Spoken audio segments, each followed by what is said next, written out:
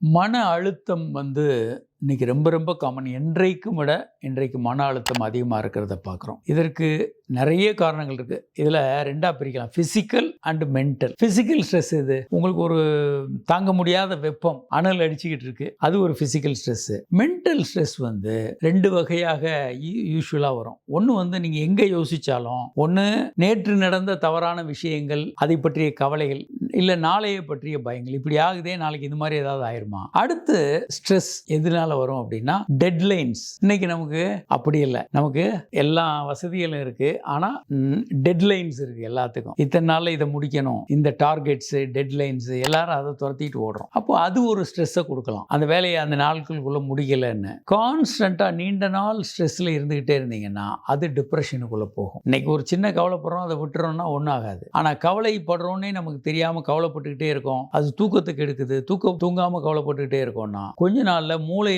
Chemicals மாறுறதுனால டிப்ரெஷனுக்குள்ள வந்துரும். அது நமக்கு தெரியாது. டிப்ரெஷன்ல வர்றோம்னா டிப்ரெஷனோட சிம்டம்ஸ் வர ஆரம்பிச்சிடும். எதுலையும் ஆர்வம் இல்லாம, வேலையை சரியா செய்ய முடியாம, எப்போதும் சோர்வா இருந்துகிட்டு, உடலும் சேர்ந்து சோர்வா இருக்கும், மனமும் எதுலையும் லயிக்காம இருப்போம், ஆண்மை குறைவு வரலாம், இப்படி வேலையில கவனம் இல்லாம இருக்கலாம், இப்படி பல விதமான தூக்கமின்மை, இப்படி பிரச்சனைகள் போய்கிட்டே இருக்கும். இதை டிப்ரெஷன் சொல்றோம். ஸ்ட்ரெஸ்ஸும் டிப்ரெஷனும் ஒன்றோட ஒன்று ரொம்ப நெருக்கமான தொடர்புடையது. ஸ்ட்ரெஸ் வந்ததுன்னா அடுத்து டிப்ரெஷன் வர்றதுக்கான வாய்ப்புகள் மிக அதிகம்.